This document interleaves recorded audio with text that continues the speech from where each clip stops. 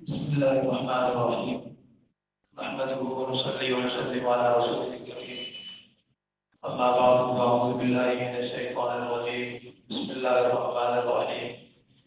يا أيها الذين آمنوا كتب عليكم الصيام كما كتب على الذين من قبلكم لعلكم تتقون.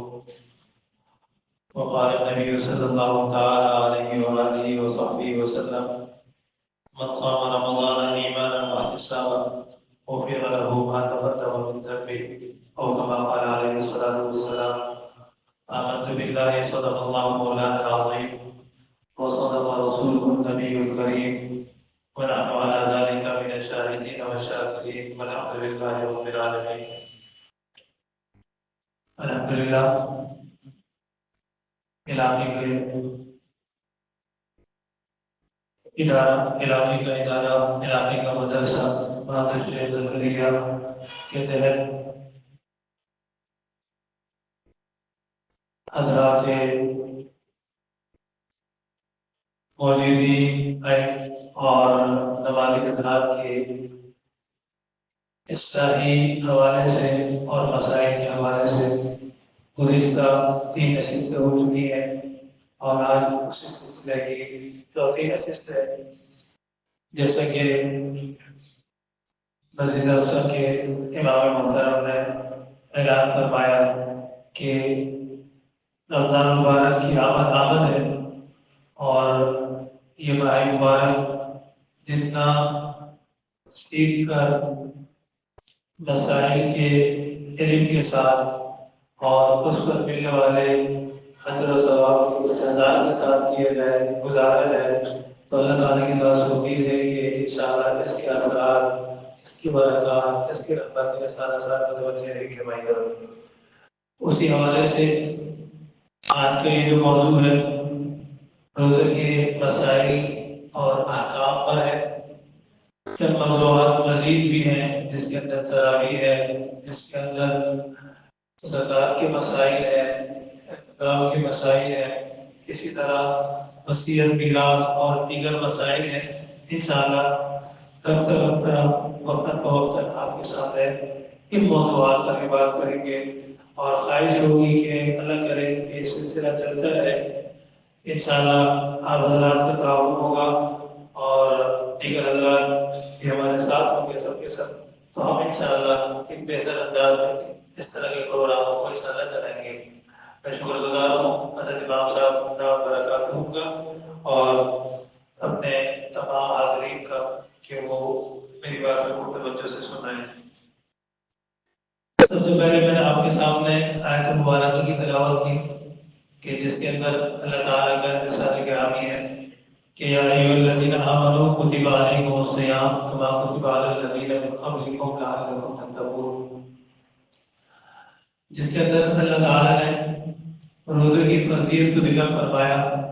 اور ہمیں سب جانتا ہے کہ رسول اللہ صلی اللہ علیہ وسلم نے ہمیں اسلام کے بنیادی فرائض کی تعلیم دی کہ اسلام کی بنیاد کتنی چیزوں پر ہے، جس میں سے کلمے کے بعد 4 چیزوں کا ذکر آتا ہے: نماز، زکوٰۃ، روزہ اور حج.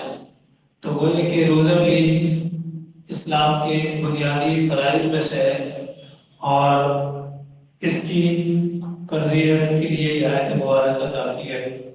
اسی بنا پر حضرت علماء فرماتے ہیں کہ رمضان کا روزہ ہر مسلمان عاقل بالغ چاہے مرد ہو چاہے عورت ہو، اور اس پر روزہ رکھنے کی طاقت ہو، اس پر روزہ رکھنا فرض ہو جاتا ہے. فضیلت کے لیے صحیح حدیث شریف ہے جس کا مفہوم یہ کہ رسول اللہ صلی اللہ علیہ وسلم نے ارشاد فرمایا کہ جنت میں 8 دروازے ہیں، اور اس میں سے ایک دروازہ جس کا نام ریان ہے، وہ صرف روزے داروں کے لیے. روزہ اتنی اہم عبادت ہے اور اتنی اللہ تعالیٰ کے یہاں مقبول عبادت ہے کہ اس کے لیے باقاعدہ جنت سے ایک دروازہ باب ریان کے نام سے رکھی ہے، اور اس سے روزے دار داخل ہوں گے. دوسری حدیث شریف میں کہ جو سے رمضان مبارک کا روزہ ایمان کی حالت میں اور نیکی سمجھتے ہو، صحابت نیکی سمجھتے ہوئے رمضان کا روزہ رکھے گا، تو اللہ تعالیٰ اس کے جو گناہ ہو چکے ہوں گے ان کو معاف کروا دیں گے. اور ایک تیسری حدیث شریف ہے کہ رسول اللہ صلی اللہ علیہ وسلم نے فرمایا کہ ابن آدم کا جو بھی عمل ہو تو اس کے اندر ہر نیکی 10 گنا سے لے کر 700 گنا تک بڑھا دی جاتی ہے.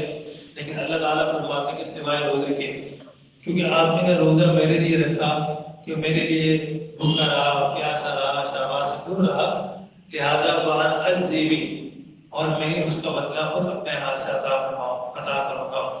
بعض روایت میں آتا ہے کہ اس کو بعض حضرات کے اس کو پڑھا جائے گا وَأَنَا أُجْزَى کہ میں اپنی رضا، اپنی محبت اس کو جو ہے اس کے بدلے میں عطا کروں گا۔ تو روزے کی فضیلت کے لیے بہت بڑی بات ہے۔ روزہ کیا ہے؟ روزہ کسے کہتے ہیں؟ ہم الحمدللہ مسلمان ہیں، روزہ رکھتے ہیں۔ روزہ نام کس چیز کا ہے؟ تو آدمی صبح صادق جب سحری کا وقت ختم ہو جاتا ہے، اذانیں شروع ہو گئی ہے، اس وقت سے لے کر جب سورج غروب ہوتا ہے، مغرب کی اذانیں شروع ہو جاتی ہیں، اس وقت تک آدمی نہ کھائے نہ پیے اور نہ بیوی سے اپنی خواہشات کو پورا کرے۔ ان چیزیں ضرور کرے تو اس کا نام روزہ ہے نیت کے ساتھ۔ آدمی نیت کر کر ان چیزیں ضرور کرے گا پھر روزے دار کہلائے گا۔ آپ کے علم کہ ہر عبادت کے صحیح ہونے کے لیے نیت کا ہونا ضروری ہے، اور رمضان کے روزے کے صحیح ہونے کے لیے بھی نیت کا ہونا ضروری ہوگا۔ البتہ نیت کس کا نام ہے؟ دل کا ارادہ کر لینے کا نام ہے۔ اتنی نیت کر لینا کافی ہے کہ آج میرا روزہ ہے، یا رات کو ارادہ کر لیں کہ کل میرا روزہ ہوگا۔ زبان سے نیت کے الفاظ ادا کرنا بھی ضروری نہیں ہوتے۔ ہم بس اوقات کارڈوں میں دیکھتے ہیں کہ اوقات لے کے اور اس کے اندر الفاظ لکھے ہوتے ہیں کہ وبی سو میں غد دوائی تو وبی سو میں غد دوائی تو یہ نیت کے الفاظ ادا کرنا ضروری نہیں ہے، صرف دل کا ارادہ کر لینا یہ بھی کافی ہے۔ زبان سے کہتے ہیں اچھی بات ہے۔ اور آگے آ رہا ہے کہ پورے رمضان کے جو مہینے ہیں اس میں ہر روز کی الگ الگ آپ کو نیت کرنی ہوگی۔ ایک ساتھ آپ نیت نہیں کر لیں، یہ کافی نہیں ہوگا ایک ساتھ نیت کر لینا، بلکہ ہر روز کی الگ نیت کرنی ہوگی۔ اور نیت کرنے کا وقت کب سے شروع ہو جائے گا؟ مغرب کی بعد سے۔ مغرب کی بعد سے لے کر اگلے دن جس کو نہار سے پہلے تو آپ نیت کر سکتے ہیں۔ بس اگر آپ کی طبیعت صحیح نہیں ہوتی، بس اگر آپ شش و پنج میں ہوتے ہیں پتہ نہیں کل میں روزہ رکھوں گا یا روزہ نہیں رکھوں گا، ایسی صورت میں آپ نے آدھے دن سے پہلے نیت کر لینی ہے۔ جس کو نہار شریف مراد کیا ہے کہ آپ کی مثال کے طور پر صبح صادق آج کل ہو رہا ہے تقریباً 5:45 بجے، اور غروب ہو رہا ہے مثال کے طور پر 6:15 بجے، تو کتنے گھنٹے ہوئے جی؟ 12.5 گھنٹے۔ تو 6.15 گھنٹے سے پہلے 6.15 گھنٹے سے پہلے مطلب یہ ہے کہ 5:45 سے لے کر جو 12 بجے، تو 12 بجے سے پہلے اگر کسی آپ نے نیت کر لی تو اس کی نیت ہو جائے گی۔ البتہ رات میں روزے کی نیت کر لینا کافی بہتر ہے، زیادہ بہتر ہے۔ اس کے بعد ایک اور بھی ہے، وہ یہ کہ آپ کی سحری کے لیے اٹھتا ہے، سحری کھاتا ہے کہ میں کیوں سحری کھا رہا ہوں، کل روزہ رکھوں گا، تو یہ سحری کھانا ہی کافی ہے، نیت کا مقام ہے، الگ سے گزرنے کی نیت کرنے کی کوئی ضرورت نہیں ہے۔ آدمی نیت نہ بھی کرے اور روزے کی نیت سے آدمی سحری کھا لیتا ہے تو یہ بھی نیت کا مقام ہو جائے گی۔ سحری کھانا اس کی بھی فضائل ہے۔ اللہ تعالیٰ کا نظام بڑا عمدہ ہے اور مسلمانوں کے لیے بڑے ہی یعنی کہا جائے کہ بڑے خوبصورت ہے کہ کہتے ہیں کہ روزے بھی رکھو، اس سے پہلے سحری بھی کرو، سحری کرو گے تو ثواب بھی ملے گا اور روزہ بھی اچھا گزر جائے گا، بہت اچھا گزرے گا، بہت گزرے گا۔ رسول اللہ صلی اللہ علیہ وسلم کا شان گرامی ہے کہ ہمارے اور اہل کتاب کے درمیان جو روز میں فرق ہے وہ کس طرح ہے؟ سحری کرنے کے ذریعے، کہ ہم سحری کھاتے ہیں اور وہ سحری نہیں کرتے۔ دوسری حدیث رسول اللہ صلی اللہ علیہ وسلم نے ارشاد فرمایا کہ اللہ تعالیٰ اور ملائکہ جو لوگ سحری کرتے ہیں ان پر رحمت کی دعا کرتے ہیں، رحمت نازل فرماتے ہیں۔ ایک اور حدیث شریف میں آپ نے فرمایا کہ سحری کھانے میں برکت ہے کہ اس سے بدن میں چستی، چہرے پر بشاشت اور جسم میں قوت قائم رہتی ہے۔ کسی مسلمان کی تو آدمی رات دعوت کری ہوئے، دیر سے کھانا کھائے ہوئے، سحری کی طبیعت نہیں ہے، سحری کی طبیعت نہ ہو تو ایک دو دانے کھجور کے لیے چائے پی لے، کوئی جو ہے پانی پی لے، کوئی تھوڑی بہت چیز کھا لے سحری کی نیت سے، تو انشاءاللہ ثواب بھی مل جائے گا اور اس سے بہتر عمل بھی ہو جائے گا۔ سحری کھانے میں تاخیر کرنا بہتر ہے اور خیر کا باعث ہے، ہاں اتنی زیادہ تاخیر نہ ہو کہ صبح صادق کا گمان ہونے لگ جائے۔ جب صبح صادق کا یقین ہو جائے تو پھر کھانا پینا چھوڑ دینا ضروری ہے، ورنہ صبح صادق ہونے کے بعد بھی آپ کھاتے پیتے رہے تو روزہ نہیں ہوگا۔ رمضان مبارک کا مہینہ قریب ہے تو لہٰذا اپنی گھڑیوں کو اور اپنے بعد نفس اوقات کو درست رکھیں، اس غلطی کی وجہ سے کہ ایسا نہ ہو کہ اللہ نہ کرے روزے میں शहरी में इतनी ताकत करने के सुबह शादी शुरू होने का हमेशा हो, इस तरह मत हुआ। शहरी का वक्त खत्म होने पर शहरी की यानी वो खत्म हो गया फिर भी शहरी कर रहे हैं तो रोजा नहीं होगा, कज़ा लाजिम होगी। और गुरूब आफ्ताब तक रोजेदारों की तरह रहना जरूरी होगा कि खाना पीना जायज नहीं होगा। अगर ये गलती से आदमी ने ताकत सिखाई, आप देर से पूरी मालूम नहीं चला और यहाँ पर जो है शहरी का वक्त खत्म हो चुका था फिर भी खा पी लिया तो अब रोजा भी नहीं हुआ और आदमी जो है रोजेदारों की तरफ रोजे रहेगा। किन चीजों से रोजा टूट जाता है, यहाँ पर उन चीजों का बयान है। नंबर एक, भूल कर खा पी था, इन चीजों का बयान है जिससे रोजा नहीं टूटता, पहले उसका जिक्र कर रहे हैं यहाँ पर। नंबर एक, आदमी ने भूल कर खाया पिया या फिर स्त्री की तो इससे रोजा फासिद नहीं हुआ। क्यों? निस्यान अल्लाह की तरफ से, अल्लाह ताला ने बुला दिया, वो एक अल्लाह की तरफ से मेहमानी थी, अल्लाह की तरफ से इसके साथ इनाम का मामला था। रोजे की हालत में सर पर तेल लगाए, नीचे पर लगाए, सुर पर लगाए, खुशबू लगाए तो इससे रोजा फासिद नहीं होता अगर तेल और सुरमे का असर हालत के अंदर महसूस हो। बस अगर आप देखें सुर पर लगाए हालत में आपकी सियाही भी आ जाती है बाबा वाले के साथ, फिर भी इससे रोजा नहीं टूटता। लिहाजा किसकी आँख में तकलीफ है, आप में ड्रॉप डाल लेते हैं तो इससे रोजा फासिद नहीं होता। रोजे की हालत में मक्खी, गुबार, धुआं गैर इख्तियारी तौर पर हालत के अंदर चला जाए तो इससे भी रोजा नहीं टूटेगा। हाँ, अगर कोई चीज लेना उनके अंदर ले जाना या धुआं सिगरेट वगैरह पीना इससे रोजा टूट जाता है। अगर रोजे के दौरान बिला इख्तियार और बिला मस खुद ब खुद तय हो गई इसको रोजा फासिद नहीं होगा, चाहे थोड़ी हो चाहे ज्यादा हो। हाँ, अगर किसी आदमी ने अपने इख्तियार से की तो अगर तो वो फर्ज करते हैं कि जहाँ तो मिलकर आपने उंगलियां डाली या कोई और बात हुई और जहाँ तो खुद से खुद से जब तय कर ली और वो हरकत थी तो फिर रोजा फासिद होगा। अगर वो हरकत ना हो तो रोजा फासिद नहीं होता। बीवी का बोझ लेना जिससे इंसान वगैरह ना हो तो उससे रोजा फासिद नहीं होता। जी, कोई चीज भूल कर खा पी ली फिर याद आते ही खाना पीना छोड़ दिया तो रोजा फासिद नहीं हुआ। रोजे की हालत में एहतलाम हो गया, गुस्ल फर्ज हो गया या किसी की गिबत कर ली इससे भी रोजा फासिद नहीं होता। जबान से किसी चीज का जायका चख लिया फिर थूक दिया तो फिर भी रोजा फासिद नहीं होगा। अलबत्ता बेजरूरत ऐसा करना मकरूह है। आपको दवाई डालने, जख्म पर मरहम लगाने, दवाई लगाने से रोजे में कोई मरहम नहीं आता, ये जख्म बहे के ऊपर हो। किसी भी तरह के इंजेक्शन लगाने से रोजा नहीं टूटता, चाहे उड़द में लगाए, बाजू में लगाए, कहीं पर भी लगाए। अलबत्ता ताकत के लिए कोई इंजेक्शन लगाते हैं कि मेरा रोजा अच्छा गुजर जाए, मैं ताकत कर रहा हूँ तो ये मकरूह है। रोजे के दौरान अगर किसी मरीज को खून देने की जरूरत पेश आ जाती है तो जायज है, इससे रोजा फासिद नहीं होगा। हाँ, इतना खून देने का आप खून कमजोर हो जाए, बकीयती गुजारना आपसे हो जाए, इस तरह करना मकरूह है। जिन चीजों से रोजा टूट जाता है, जानबूझ कर खाने पीने से, हमदस्ती करने से, कसरत मुंह भरकर तय करने से रोजा टूट जाता है। कुल्ली करते हुए हाथ में पानी चले जाए गलती से, कुल्ली कर रहा था, गुसल कर रहा था और बहुत ज्यादा से वालवा की हालत के अंदर चलेगी गलती से, इससे भी रोजा टूट जाता है। और अब तो छूने से जबकि इंतजार हो जाए।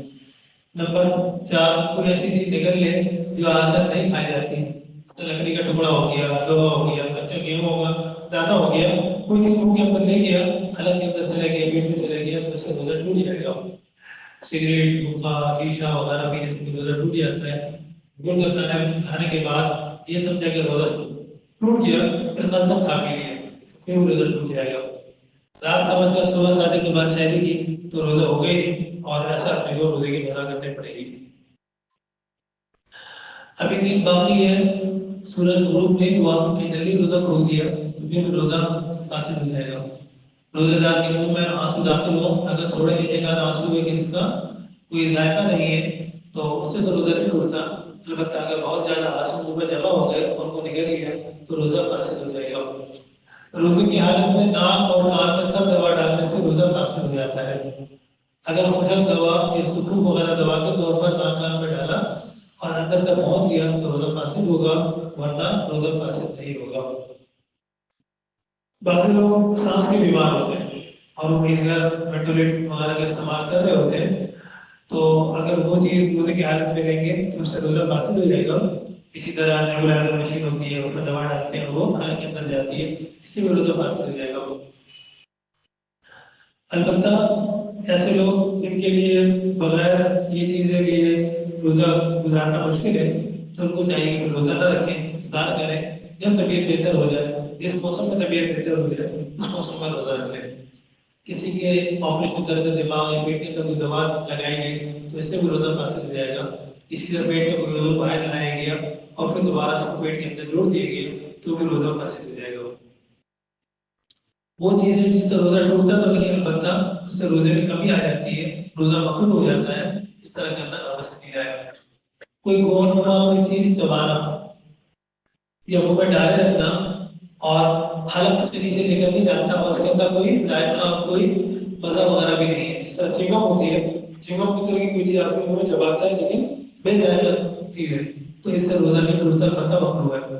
بلا ضرورت کسی چیز کا چکنا یہ بھی مکروہ ہے. باورچی وغیرہ اس طرح کر رہے ہیں یہ مکروہ ہے. البتہ کسی عورت کا خامد سب مزاج ہو تو اس کے لیے سال وغیرہ زندگی گنجائش ہے. نمبر 3 کلی آپ کو پانی ڈالنے مبالغہ کرنا، ڈر ہے کہ اوپر تک نہ چڑھ جائے، ڈر ہے کہ حلق کے اندر نہ چلے جائے، یہ مکروہ ہے. منہ میں بہت سا تھوک جمع کر کے پھر نگل لینا یہ بھی مکروہ ہے. روزے کی حالت میں غیبت کرنا، جھوٹ بولنا، گالی گلوچ کرنا، لڑنا جھگڑنا یہ بھی مکروہ ہے. کوئی ایسا کام کرنا کہ جس کی بابت گمان نہیں ہوگی اس سے روزے کی حالت میں کمزوری ہو جائے گی. اگر کمزوری کا گمان غالب نہ ہو تو مکروہ نہیں. جیسے کہ کوئی آدمی دودھ دیتا ہے، بچہ لگواتا ہے وغیرہ وغیرہ، اگر کمزوری ہو جائے تو پھر وہ روزے کی حالت میں نہ کیا جائے. روزے کی حالت میں ٹوتھ پیسٹ، ٹوتھ پاؤڈر، منجن سے دانت صاف کرنا مکروہ ہے، بشرط ہے کہ اس کے کوئی ذرہ وغیرہ کوئی رسان ہے حالت کے اندر نہ جائے. اگر نہ چلے گئے تو پھر تو روزہ فاسد ہو جائے گا. یہاں پر قضا اور کفارہ دونوں طرح کے احکام ہیں، کیونکہ صورتوں میں صرف قضا آئے گی اور کچھ صورتوں میں قضا کے ساتھ کفارہ بھی ہے. کسی آدمی نے بھول کر کھا لیا، پی لیا، دماغ لے لیا یا اس کو انتظار ہو گیا دیکھنے سے، یہ احترام ہوا یا طے ہوئی اور ان سب صورتوں کو اس نے گمان کیا کر روزہ جاتا رہا، حالانکہ کسی بھی چیز سے روزہ ٹوٹتا نہیں ہے. اس کے بعد اس کا کھا پی لیا تو ایسا آدمی اب روزہ ٹوٹ جائے گا اور اس پر صرف قضا لازم ہوگی. کسی آدمی کو یہ گمان تھا کہ ابھی صبح نہیں ہوئی اور اس نے کھایا پیا دماغ کیا، بعد میں معلوم ہو تو وہ تو گھڑی خراب ہو گئی تھی، اس کو غلط فہمی ہو گئی، صبح ہو چکی تھی یا اس کو کسی نے کھانے کو مجبور کیا، اس کو کرایہ شریک کہا جاتا ہے. اگر جب کچھ ہاتھ سے کھایا پیا ہے تو پھر اس کو صرف قضا لازم ہوگی، کفارہ لازم نہیں ہوگا. روزہ یاد تھا اگر کلی کرتے ہو بغیر قصد حلق پر پانی اتر گیا تو یہ غلطی سے ہوا ہے، لہٰذا غلطی شریعت میں معاف نہیں ہے، لہٰذا روزہ ٹوٹ جائے گا. بھولنا وہ الگ چیز ہوتی ہے. کسی آدمی کو کہہ آئی اور قصد حلق میں اس نے لوٹا دی یا قصد کہہ کر ڈالی اور وہ بھر کر ہے تو اس سے روزہ ٹوٹ جائے گا، صرف قضا لازم ہوگی. بشرطے کہ دونوں صورتوں میں وہ بھر کر ہو اور روزے دار کو اپنے روزہ یاد ہے. تو روزہ یاد تھا اور اس نے وہ بھر کر طے کر لی مجھ سے یا کہہ آئی لیکن اس نے پھر لوٹا لی قصد، تو اس میں روزہ ٹوٹ جاتا ہے، قضا آتی ہے.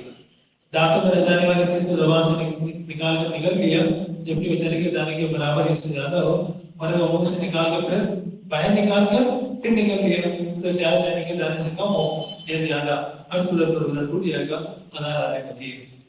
دانتوں میں سے نکلے ہوئے خون کو نکل لینا جبکہ خون کے اوپر غالب ہو اب حلق کے اندر چلا گیا تو اس سے بھی روزہ ٹوٹ جائے گا اور قضا لازم ہوگی. بعض صورتوں میں قضا کے ساتھ ساتھ کفارہ بھی ہوتا ہے. کفارہ کیا ان شاء اللہ آگے بتاتے ہیں. روزہ ٹوٹنے کی صورت میں قضا کے ساتھ ساتھ کفارہ کے لازم ہونے کی صورتیں: نمبر 1 جان بوجھ کر کوئی ایسی چیز کھانا یا پینا جو بطور دوا یا سزا استعمال کی جاتی ہو. کوئی قضا جس سے روٹی سالن کوئی بھی چیز کھانے کی چیز یا سگریٹ وغیرہ پینا.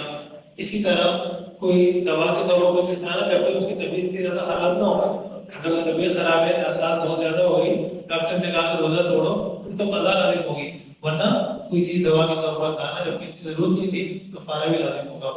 مسئلہ معلوم ہو گیا نہ ہو بیوی سے صحبت کرنا جبکہ روزہ یاد ہو، جان بوجھ کر سگار بخار سگریٹ پینا اس سے روزہ بھی ٹوٹتا ہے، کفارہ بھی آتا ہے. البتہ اس صورت میں کفارہ لازم ہونے کے لیے دو سکتے ہیں. نمبر 1 رمضان کا روزہ توڑا گیا ہو، اگر رمضان کے علاوہ کوئی اور روزہ مثلا قضاء رمضان نظر کا یا نفلی روزہ وغیرہ کسی نے رکھ کر توڑ دیا تو صرف قضا لازم ہوگی، کفارہ نہیں آئے گا. ٹھیک ہے. نمبر 2 روزہ قسم توڑا گیا ہو، بھولنے سے غلطی سے کسی وجہ سے مثلا بیمار ہو گیا تھا یہ سفر پر چلا گیا تھا جس کی وجہ سے روزہ توڑا مشکل ہو رہی تھی تو پھر صرف قضا ہوگی، کفارہ نہیں ہوگا. کفارہ کس چیز کا نام ہے تو اس کا ذکر کر رہے ہیں کہ کفارہ رمضان مبارک کا جب آدمی اثر روزہ توڑ دیتا ہے تو اس صورت میں کفارہ آتا ہے اور ایک روزے کے کفارے میں ایک غلام آزاد کرنا ہوتا ہے، اور اس زمانے میں غلام نہیں ہے تو پھر اس صورت میں 60 روزے مسلسل رکھنے ہوں گے، مسلسل 2 مہینے کے کفارے کے طور پر اور ایک روزہ قضا کے طور پر۔ اگر روزہ رکھنے کی استطاعت نہیں ہے، بیمار ہے، کوئی ہے بوڑھا ہو گیا ہے، نہیں رکھ سکتا مسلسل 60 روزے، تو پھر 60 مسکینوں کو 2 وقت کھانا کھلانا واجب ہے۔ جب کفارے کے 60 روزے رکھے تو میرا ناغا مسلسل 60 روزے رکھنا واجب ہے۔ اگر درمیان میں ناغا کیا اور صرف ایک ہی دن کا مسئلہ روزہ رہ گیا تو پھر بھی دوبارہ نئے سرے سے روزہ رکھنا ضروری ہوں گے، پچھلے روزوں کا اعتبار نہیں ہوگا۔ کسی آدمی کی روزہ رکھنے کی استطاعت نہیں تھی، 60 مسکینوں کو کھانا کھلا کر اگر کفارہ ادا کرنا چاہ رہا ہے تو 60 مسکینوں کو 2 وقت پیٹ بھر کر کھانا کھلانا واجب ہے، چاہے ایک ہی دن میں صبح شام 2 وقت کھانا کھلا دے، چاہے 2 دن صبح کے وقت یا 2 دن شام کے وقت یا عشاء و سحر کے وقت کھلا دے، درست ہو جائے گا۔ البتہ ایک شرط ہے کہ جن مسکینوں کو ایک وقت کھلایا جائے دوسرا وقت انہیں کی مسکینوں کو کھلایا جائے۔ اگر ایک وقت ایک مسکین کو اور دوسرے وقت دوسرے مسکین کو کھلایا تو کفارہ ادا نہیں ہوگا۔ اگر ایک مسکین کو مسلسل 60 دن آپ نے صبح شام کھلایا یا مسلسل 60 روز سے نئے مسکین کو صبح شام 2 وقت کھانا کھلایا تو اس سے بھی کفارہ ادا ہو جائے گا۔ اگر 60 مسکینوں کو صدقۃ الفطر کے برابر رقم دی جائے تو پھر بھی کفارہ ادا ہو جائے گا۔ آسان صورت کیا ہے کہ صدقۃ الفطر کے برابر رقم دے دیں، اور آج کل حکومت کی طرف سے بھی اعلان ہوا کہ صدقۃ الفطر کے برابر رقم کم از کم 300 روپے، تو اگر 300 روپے آپ نے 60 لوگوں کو دے دیے تو اس طرح انشاءاللہ آپ کا کفارہ ادا ہو جائے گا۔ 60 الگ الگ لوگوں اور ایک ہی آدمی کو دے رہا ہوگا 60 دن تک دینا ہوگا، پھر جا کے کفارہ پورا ہوگا۔ کن اعضاء کی وجہ سے روزہ چھوڑ سکتے ہیں ان کا بیان، بیماری کی وجہ سے کہ آپ کے اندر روزہ رکھنے کی طاقت نہیں، یا مرض بڑھنے کا شدید خطرہ ہے تو روزہ ادا رکھنا جائز ہے اور اللہ کے واسطے بتا لازم ہے۔ اس حوالے سے ڈاکٹر کی رائے پر اعتماد بھی کریں اور ڈاکٹر دیندار ڈاکٹر دیکھیں، آپ کی اپنی طبیعت بھی بتائیں گی اور دیندار ڈاکٹر کہتا ہے تو آپ روزہ چھوڑ سکتے ہیں، بات کو ادا کرنا ہوگا۔ حاملہ عورت اور اس کی وجہ اگر وہ روزہ رکھتی ہے تو بچے کو اس کی جان کو نقصان پہنچنے کا اندیشہ ہے تو ایسے صورت پر روزہ نہ رکھے، بات پر ادا کرے، اس کی اجازت ہوگی۔ مسافر شریف جو کم از کم 48 میل یعنی 77 کلومیٹر کی سفر کے لیے گھر سے نکل چکا ہو اور مضافات سے باہر چلا گیا ہو، اس کے لیے حالت سفر میں روزہ رکھنا ضروری نہیں ہے۔ البتہ مسافر کے لیے بہتر یہ ہے کہ اگر مشقت و تکلیف نہ ہو تو روزہ رکھ لے تاکہ بعد میں قضا روزے ادا کرنے کو مشقت نہ ہو۔ آج کل سفر ہوتے ہیں، آسان سفر ہے، جہاز کا سفر ہے، کسی آرام کا سفر ہے، روزہ رکھیں تو بہتر ہے اگر ممکن ہو۔ جو عورت بچوں کو دودھ پلا رہی ہے اگر روزہ رکھنے سے دودھ ختم ہو رہی ہے، بچوں کو نقصان ہونے کا خطرہ ہے تو روزہ چھوڑنے کی گنجائش ہے۔ کسی بیماری بھوک پیاس کا اتنا غلبہ ہو جائے کہ کسی مسلمان دیندار ماہر طبیب ڈاکٹر کے نزدیک جان کا خطرہ لاحق ہو گیا تو روزہ چھوڑنا جائز بلکہ واجب ہے، بعد میں اس کی قضا لاحق ہوگی۔ فدیہ سے متعلق احکام میں اس کا آخری موضوع ہے، انشاءاللہ اس پر ہماری بات ختم ہو جائے گی۔